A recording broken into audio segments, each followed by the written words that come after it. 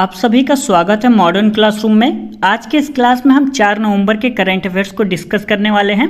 3 नवंबर का current affairs हमने नहीं डिस्कस किया था, तो आज हम 3 4 नवंबर दोनों तारीखों की जो करंट अफेयर्स है वो हम इस क्लास में आज हम डिस्कस करने वाले हैं। ठीक है, आप सभी को सबसे पहले प्यार भरा गुड मॉर्निंग। आप सभी लोग ये बताइएगा कि आपने भूकंप महसूस किया या नहीं किया। रात को लगभग 11:30 बजे के आसपास भूकंप आया था। मैं तो चेयर पे बैठे पढ़ रहा था, फिर अचानक देखा कि चेयर ऐसे हिलने लगी, फिर बॉटल भी देखा वो भी हिल रहा है, पंखा भी हिल रहा है, काफ़ी डर गया था। तो आप लोग बताइएगा नीचे कमेंट करके आपने महसूस किया था या नहीं, आप लोग क्या कर रहे थे उस समय। ठीक है, और कहाँ से आप वीडियो देख रहे हैं ये भी कमेंट करके ज़रूर बताइएगा। ठीक है, चलिए आगे देखते हैं। आज के करंट अफेयर्स में हमारा पहला क्वेश्चन है, कमेंट करके ज़रूर बताइएगा आपने भूकंप को महसूस किया था या नहीं किया था। ठीक है, चलिए पहला क्वेश्चन है हमारा, पीएम मोदी किस शहर में वर्ल्ड फूड इंडिया 2023 का उद्घाटन करेंगे? हैदराबाद, नई दिल्ली, मुंबई, जयपुर। तो इसमें सही आंसर हो जाएगा नई दिल्ली। पीएम मोदी किस शहर में वर्ल्ड फूड इंडिया 2023 का उद्घाटन करेंगे? तो नई दिल्ली में मोदी वर्ल्ड फूड इंडिया 2023 का उद्घाटन करेंगे। ठीक है, यहाँ पे लिखा हुआ है पीएम मोदी नई दिल्ली के प्रगति मैदान में वर्ल्ड फूड इंडिया 2023 का उद्घाटन। वर्ल्ड फूड इंडिया 2023 का उद्घाटन 3 नवंबर को प्रधानमंत्री नरेंद्र मोदी करेंगे। यह आयोजन 3 से 5 नवंबर तक प्रगति मैदान में होगा। ठीक है, इस 3 दिवसीय कार्यक्रम का आयोजन खाद्य प्रसंस्करण उद्योग मंत्रालय द्वारा किया जा रहा है। इस आयोजन में भारत की समृद्ध खाद्य संस्कृति को दुनिया के सामने प्रदर्शित किया जाएगा। इस आयोजन में 23 राज्यों और कई देशों के 1200 से अधिक प्रदर्शक भाग ले रहे हैं। ठीक है, इस कार्यक्रम में 6 देशों के मंत्री भी शामिल होंगे। इससे पहले इसका आयोजन 2017 में किया गया था। उम्मीद करते हैं आपको समझ में आ गया होगा। चलिए आगे देखते हैं।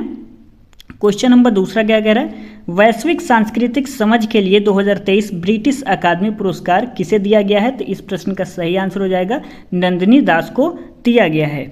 ठीक है, चलिए मैं आपको बता दूं एसएससी जीडी का जो जीएस का प्रैक्टिस सेट है उसको मैंने अपलोड कर दिया है, तो उस वीडियो को आप जरूर देखिए। काफ़ी डिटेल से उसमें जीएस को पढ़ाया गया है। ठीक है, तो आप उसको देखेंगे तो आपको एग्जाम में काफ़ी ज़्यादा फायदा होगा। तो आप लोग बिल्कुल भी ऐसा ना करें कि वीडियो ना देखें, तो आप लोग वीडियो जरूर देख लिया करें। ठीक है, इससे आपको ही फायदा होगा। चलिए आगे देखते हैं। क्वेश्चन नंबर तीसरा क्या कह रहा है हमारा, 10 नवंबर से भारतीयों के लिए वीज़ा मुक्त प्रवेश की अनुमति देने वाला दूसरा देश कौन सा बन गया है? ठीक है, 10 नवंबर से भारतीयों के लिए वीजा मुक्त प्रवेश की अनुमति देने वाला दूसरा देश कौन सा बन गया है?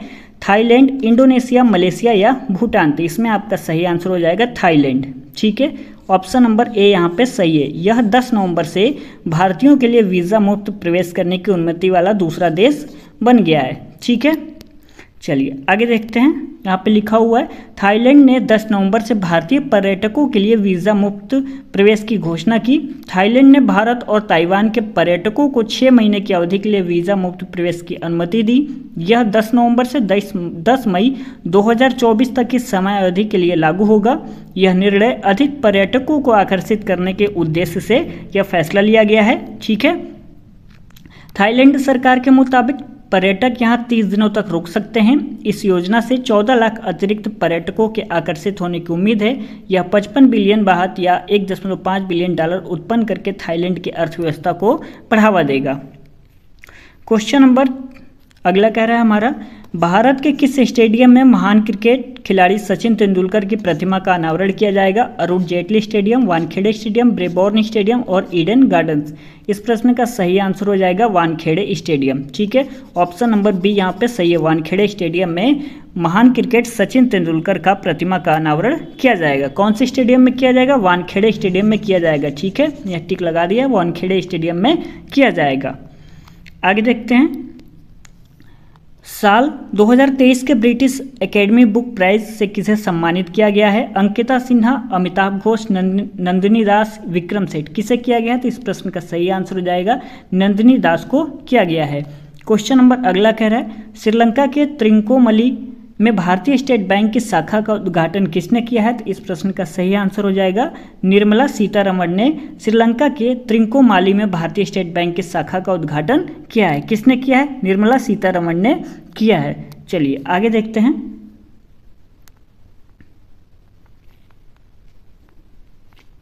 क्वेश्चन नंबर 7वां क्या कह रहा है हमारा, Tata power renewable energy limited के नए सीईओ और एमडी के रूप में किसे नियुक्त किया गया है? तो इस प्रश्न का सही आंसर हो जाएगा option number B, Deepesh Nanda को नियुक्त किया गया है।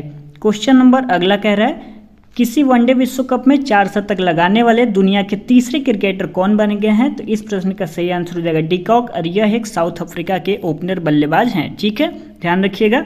दक्षिण अफ्रीका के विकेटकीपर बल्लेबाज क्विंटन डिकॉक किसी वनडे विश्व कप में 4 शतक लगाने वाले दुनिया के तीसरे क्रिकेटर बन गए हैं। इससे पहले कुमार संगकारा 2015 में 4 और रोहित शर्मा 2019 में 5 ने यह उपलब्धि हासिल की थी। क्विंटन डिकॉक विश्व कप 2023 में 7 मैचों में 4 शतक लगा चुके हैं। ठीक है, आपने 2019 का भारत का मैच देखा था कि नहीं देखा था? आप लोग कमेंट करके जरूर बताइएगा, जब धोनी रन आउट हो गए थे और भारत मैच हार गया था। चलिए आगे देखते हैं। क्वेश्चन नंबर 9 कह रहा है फीफा पुरुष विश्व कप 2023 की मेजबानी कौन सा देश करेगा? इसमें आपका सही आंसर हो जाएगा ऑप्शन नंबर डी, सऊदी अरब। अंतर्राष्ट्रीय फुटबॉल महासंघ फीफा के अध्यक्ष जियानी इन्फेंटिनो ने पुष्टि की है कि गल्फ देश सऊदी अरब फीफा विश्व कप 2023 की मेजबानी करेगा।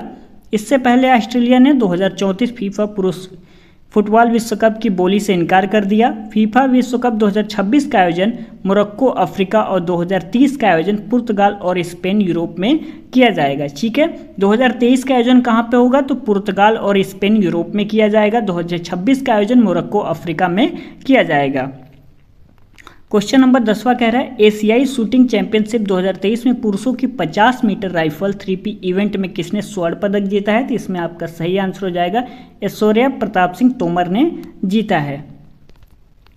क्वेश्चन नंबर 11 कह रहा है हमारा हाल ही में पहला अंतर्राष्ट्रीय देखभाल एवं सहायता दिवस कब मनाया गया है? तो इस प्रश्न का सही आंसर हो जाएगा 29 अक्टूबर को हाल ही में पहला अंतर्राष्ट्रीय देखभाल एवं सहायता दिवस मनाया गया है। यदि वीडियो आपको अच्छा लग रहा है तो प्लीज़ इस वीडियो को एक लाइक कर दें, कमेंट कर दिया करें कि आपको वीडियो कैसा लगता है। ठीक है, या कुछ पूछना वगैरह तो भी आप कमेंट कर सकते हैं, और अपने दोस्तों में इस वीडियो को शेयर कर दीजिए यदि आपको लग रहा है कि हम आपके लिए मेहनत कर रहे हैं तो। ठीक है, चलिए आगे देखते हैं। हाल ही में किस सरकार द्वारा जय भीम मुख्यमंत्री प्रतिभा विकास योजना की शुरुआत की गई है? तो इस प्रश्न का सही आंसर हो जाएगा ऑप्शन नंबर ए, दिल्ली सरकार द्वारा जय भीम मुख्यमंत्री प्रतिभा विकास योजना की शुरुआत की गई है। क्वेश्चन नंबर 13 कह रहा है हाल ही में उत्तर प्रदेश के मुख्यमंत्री योगी आदित्यनाथ द्वारा 3 दिवसीय राज्य स्तरीय श्री अन्न महोत्सव का उद्घाटन किस शहर में किया जाएगा? इस प्रश्न का सही आंसर हो जाएगा लखनऊ में श्री अन्न महोत्सव का उद्घाटन किया जाएगा उत्तर प्रदेश के मुख्यमंत्री योगी आदित्यनाथ द्वारा। क्वेश्चन नंबर अगला कह रहा है हाल ही में नई दिल्ली में 16वें शहरी गतिशीलता भारत सम्मेलन का उद्घाटन किसने किया है? तो इस प्रश्न का सही आंसर हो जाएगा option number D, Hardeep Singh Puri ने नई दिल्ली में 16वें शहरी गतिशीलता भारत सम्मेलन का उद्घाटन किया है। किसने किया? हरदीप सिंह पुरी ने नई दिल्ली में 16वें शहरी गतिशीलता भारत सम्मेलन का उद्घाटन किया है। क्वेश्चन नंबर 15 कह रहा है हाल ही में भारतीय तटरक्षक अधीनस्थ अधिकारियों के सम्मेलन का 6ठा संस्करण कहां पर आयोजित किया गया है? तो इस प्रश्न का सही आंसर हो जाएगा नई दिल्ली में आयोजित किया गया है। क्वेश्चन नंबर 16 कह रहा है हाल ही में गोवा में राष्ट्रीय खेलों के 37वें संस्करण का उद्घाटन किसके द्वारा किया गया है? तो इस प्रश्न का सही आंसर हो जाएगा option number A, Narendra Modi द्वारा हाल ही में गोवा में राष्ट्रीय खेलों के 37वें संस्करण का उद्घाटन किया गया है। किसके द्वारा? नरेंद्र मोदी के द्वारा किया गया है। क्वेश्चन नंबर अगला कह रहा है हाल ही में भारतीय अर्थशास्त्र और संबंध विज्ञान संघ के 4थे वार्षिक सम्मेलन का आयोजन कहां पे किया गया है? इस प्रश्न का सही आंसर हो जाएगा श्रीनगर में किया गया है। कहां पर? श्रीनगर में हाल ही में भारतीय अर्थशास्त्र और संबंध विज्ञान संघ के 4थे वार्षिक सम्मेलन का आयोजन किया गया है। कहां पर? श्रीनगर में किया गया है। क्वेश्चन नंबर 18 कह रहा है यूएस नेशनल गतका चैंपियनशिप हाल ही में यूएसए में आयोजित की गई। यह घटना किस धार्मिक समुदाय से संबंधित है? तो इस प्रश्न का सही आंसर हो जाएगा सिख धर्म से संबंधित है। किस धर्म से? सिख धर्म से संबंधित है। क्वेश्चन नंबर 19 कह रहा है नीना वेंकटेश ने 37वें राष्ट्रीय खेलों में स्वर्ण पदक जीता। वह कौन सा खेल प्रतियोगिता खेलती हैं? इस प्रश्न का आपका सही आंसर हो जाएगा ऑप्शन नंबर 3, स्विमिंग। ठीक है, स्विमिंग से यह रिलेटेड हो जाएंगी। नीना वेंकटेश ने 37वें राष्ट्रीय खेलों में स्वर्ण पदक जीता है। वह कौन सा खेल प्रतियोगिता खेलती हैं? तो स्विमिंग खेलती हैं। यहाँ पे लिखा हुआ है कर्नाटक की तैराक नीना वेंकटेश ने 37वें राष्ट्रीय खेलों में महिलाओं की 50 मीटर बटरफ्लाई स्पर्धा में 27.70 सेकंड के खेल रिकॉर्ड समय के साथ अपना चौथा स्वर्ण पदक हासिल किया है। क्वेश्चन नंबर 20 कह रहा है हमारा, हाल ही में केंद्रीय मंत्री सर्बानंद सोनोवाल ने मुंबई में पहला अंतर्राष्ट्रीय क्रूज लाइनर लॉन्च किया। क्रूज लाइनर का नाम क्या है ये आपको बताना है। तो इस प्रश्न का सही आंसर हो जाएगा ऑप्शन नंबर डी। ठीक है, कोस्टा सेरेना नाम हो जाएगा क्रूज लाइनर का। ठीक है, ये बात आपको समझ में आ गई। हाल ही में केंद्रीय मंत्री सर्बानंद सोनोवाल ने मुंबई में पहला अंतर्राष्ट्रीय क्रूज लाइनर लॉन्च किया। क्रूज लाइनर का नाम क्या हो जाएगा? तो इस प्रश्न का आपका सही आंसर हो जाएगा कोस्टा सेरेना हो जाएगा। क्वेश्चन नंबर 21 कह रहा है, बैले चले घोषणा को हाल ही में भारत सहित कई देशों द्वारा अनुमोदित किया गया है। यह किस डोमेन से संबंधित है? क्वेश्चन कह रहा है बैले चले घोषणा को हाल ही में भारत सहित कई देशों द्वारा अनुमोदित किया गया, यह किस डोमेन से संबंधित है? तो इस प्रश्न का सही आंसर हो जाएगा ऑप्शन नंबर 2, आर्टिफिशियल इंटेलिजेंस से संबंधित है। क्वेश्चन नंबर 22 कह रहा है हमारा, स्वनिधि से समृद्धि योजना के तहत 8 केंद्रीय योजनाओं का प्रभावी ढंग से लाभ पहुंचाने में भारत का कौन सा राज्य शीर्ष पर है? तो इस प्रश्न का सही आंसर हो जाएगा ऑप्शन नंबर 3, उत्तर प्रदेश, यह राज्य शीर्ष पर है। क्वेश्चन नंबर 23 कह रहा है, किस अंतरिक्ष एजेंसी ने मंगल ग्रह का बर्फ का नक्शा बनाया है? तो इस प्रश्न का सही आंसर हो जाएगा ऑप्शन नंबर 4, नासा ने बर्फ का नक्शा बनाया है। क्वेश्चन नंबर 24 कह रहा है, किस भारतीय संस्थान ने कार्बन नैनोफ्लोरेट बनाया है जो सूर्य के प्रकाश को ऊष्मा में कुशलतापूर्वक परिवर्तित कर सकता है? तो इस प्रश्न का सही आंसर हो जाएगा option number 4, IIT Bombay. Question number 25 कह रहा है हमारा, नोबेल शांति पुरस्कार 2023 के विजेता नरगिस मोहम्मदी किस देश से हैं? तो इस प्रश्न का सही आंसर हो जाएगा ऑप्शन नंबर 3, ईरान से नरगिस मोहम्मदी संबंधित हैं, जो कि नोबेल शांति पुरस्कार 2023 के विजेता हैं। ठीक है, आपको इतनी बात समझ में आ गई। चलिए आगे देखते हैं। क्वेश्चन नंबर 26 क्या कह रहा है हमारा, हाल ही में रितिका हुड्डा अंडर 23 महिला विश्व कप चैंपियनशिप बनने वाली पहली भारतीय महिला बनी। वह किस खेल में भारत का प्रतिनिधित्व करती हैं? तो इस प्रश्न का सही आंसर हो जाएगा ऑप्शन नंबर 4, रेसलिंग। यदि आपको वीडियो पसंद आया तो प्लीज़ इस वीडियो को लाइक कर दीजिएगा। अपने दोस्तों में इस वीडियो को शेयर करिएगा। यदि आपको लगा होगा कि सर ने आपके लिए मेहनत किया है और आपको ये करंट अफेयर्स की क्लास अच्छी लगी होगी तो प्लीज़ इस वीडियो को शेयर कर दीजिएगा। जहाँ भी आपने व्हाट्सएप या टेलीग्राम ग्रुप ज्वाइन किया है स्टडी का, वहाँ पे एक बार वीडियो को शेयर जरूर कर दिया करिए।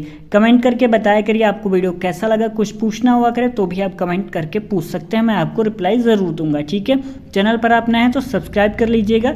यदि PDF आपको चाहिए तो टेलीग्राम को ज्वाइन कर लीजिएगा। टेलीग्राम पर यहाँ पे जैसे नाम लिखा हुआ है सेम ऐसे ही लिखिएगा, मॉडर्न क्लासरूम मनीष मौर्य। यहाँ पर जैसे मैंने लिखा है सेम वैसे ही टाइप करिएगा तो वहाँ पर आपको टेलीग्राम का चैनल मिल जाएगा।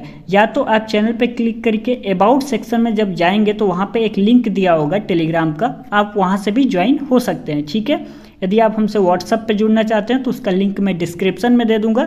टेलीग्राम का भी जो लिंक है वो भी मैं डिस्क्रिप्शन में दे दूंगा। आप दोनों जगह पे ज्वाइन हो जाइएगा, क्योंकि वहाँ पे GK पोस्ट या कुछ भी होता है सबसे पहले आपको बता दिया जाता है। ठीक है, तो उम्मीद करते हैं आपको वीडियो पसंद आया होगा, तो एक लाइक शेयर कमेंट कर दीजिएगा और हमारे चैनल को सब्सक्राइब करना बिल्कुल ना भूलिएगा। चलिए मिलते हैं अगले क्लास में, तब तक के लिए धन्यवाद।